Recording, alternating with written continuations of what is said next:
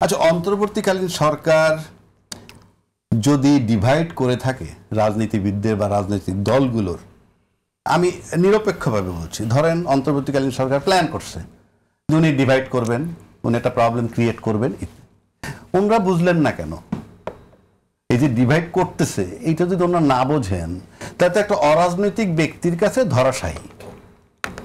এটা তো আপনি রাজনীতিতে যদি প্রতারিত হন এটা আপনার ক্রেডিট নয়, ডিসক্রেডিট। আমি বিদেশ যাবো, একজনের 5 লাখ টাকা দিলাম, লোকটা টাকাটা চিট করে ফেললো, আমি বললাম যে আমি প্রতারিত হয়েছি, ইট ইজ নট ক্রেডিট। তুমি প্রতারিত হইলা কেন? তোমার পলিটিক্যাল এক্সপিরিয়েন্সটা কোথায়?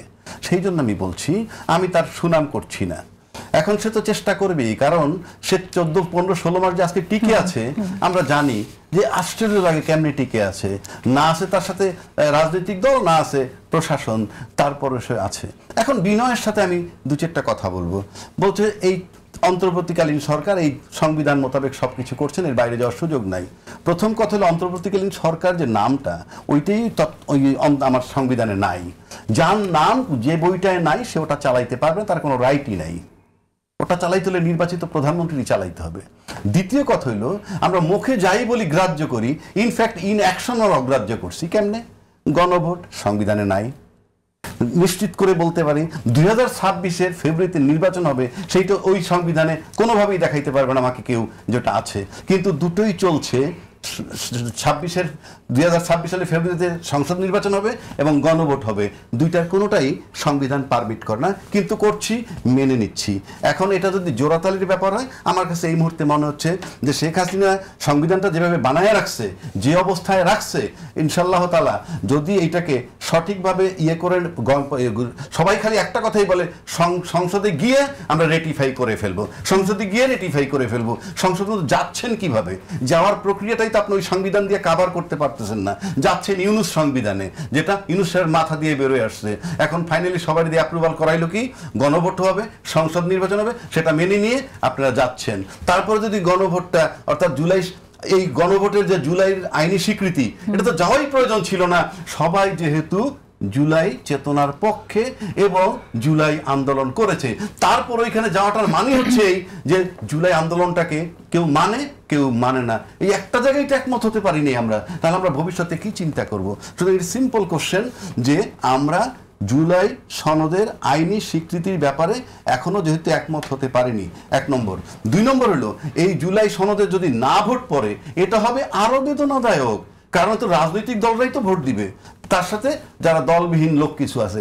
এটা একটা না ভোট পড়লে আমার কাছে মনে হবে, না ভোট পড়লেই মনে হবে যে হি ইজ আইডেন্টিফাইড। কথার কথা বলছি, আমরা তো বুঝবো না কে দিছে, কিন্তু গণভোট জুলাই আইনি সনদের জন্য না পড়ার তো কোনো সুযোগ নাই। এক পড়তে পারে আওয়ামী লীগের ভোটগুলো, আওয়ামী লীগের যারা ভোটার তারা তো ভোট দিবে। একটু আমি একটা প্রশ্ন আমি একটু করে রাখি, সেটা হচ্ছে যে এখানে 4টা প্রশ্ন আছে, তো এই 4 সেটস অফ কোশ্চেন। এই প্রশ্নগুলোর মধ্যে কেউ যদি এগ্রি না করে সে তো আসলে সেখানে উৎসাহিত হতে পারে না। এটা আমি আপনাকে বলি, এটা ইউনূস সাহেব একটা সুন্দর পরিকল্পনা করছে। সেটা হলো এই, যেমন নোট অফ ডিসেন্ট যে প্রশ্নটা ছিল প্রথমটাই ক, ওখানে কিছু নোট অফ ডিসেন্ট ছিল, সেটা উনি তুলে দিছেন এইভাবে। অর্থাৎ এখানে যে নোট অফ ডিসেন্ট দিচ্ছেন সেটা যেমন বিএনপি মাইন্ড করতে পারে, আবার সংসদ নির্বাচনের দিনে গণভোট দিচ্ছেন তাতে আবার বিএনপি খুশি হবে, আবার নোট অফ ডিসেন্ট তুলে দিচ্ছেন তাতে জামাত হতে খুশি হবে। দলগুলোকে খুশি করতে গিয়ে আসলে জুলাই সনদের ক্ষতি হচ্ছে কিনা সেটা আমি একটু জুলাই সনদের জন্য গণভোটে কেউ আসলে না ভোট দিতে উৎসাহিত হতে পারে না। আপনি যখন গণভোটে দিবেন, ওই ইউনূস সাহেব কি পরিকল্পনা সেটা সেকেন্ডারি, কিন্তু আপনি দলবিহীন কিছু লোক আছে, তাদের সংখ্যা 30%, 35% যাই ধরেন আউট অফ 100। এই যে দলবিহীন লোকের কাছে তো আপনি নোট অফ ডিসেন্টকে পাঠাতে পারবেন না, কারণ এই দলবিহীন যে জনগণ বা ভোটার তার তো কোনো প্রতিনিধি নাই, সে তো আপনার নোট অফ ডিসেন্ট মানবে কেন? তার কাছে গণভোটের থিওরিটি হলেই আপনি পুরোটা পাঠাইছেন, উনি খুব কৌশলে পাঠাইছে।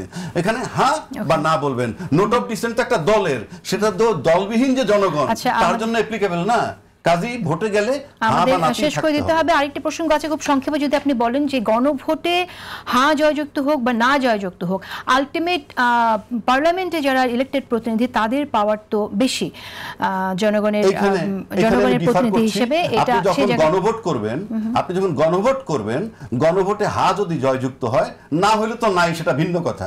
হ্যাঁ যদি জয়যুক্ত হয় সে নিজেই সংবিধান হয়ে যায়, অর্থাৎ আপনি তাকে বাদ দিতে আর পারবেন না, সংবিধানের সংযোজন করতেই হবে এবং সংসদের দয়ার উপরে সে নির্ভরশীল নয়। আপনি অতীত সমস্ত গণভোট দেখেন, গণভোটের সব যেমন ধরেন, কিন্তু এখানে ডেমোক্রেটিক রিপাবলিকে যেভাবে আমরা পার্লামেন্টে, আমি সিম্পল শেষ করে দিই, ধরেন এই সরকার, আমি কল্পনা করি আমি যদি প্রধান উপদেষ্টা হয়ে বাংলাদেশে আসতাম, আমি তাহলে কি করতাম? আমি প্রথমেই একটা জিনিস, যে সেন্টিমেন্টটা তখন ছিল, তখনই আমি নিয়ে নিতাম কি, যে সংস্কার, বিচার এবং তারপরে নির্বাচন, হ্যাঁ বা না, আমি এর উপরে গণভোট করে ফেলতাম। আমি নিশ্চিত করে বলতে পারি 10 কোটি ভোট আসতো এটার উপরে।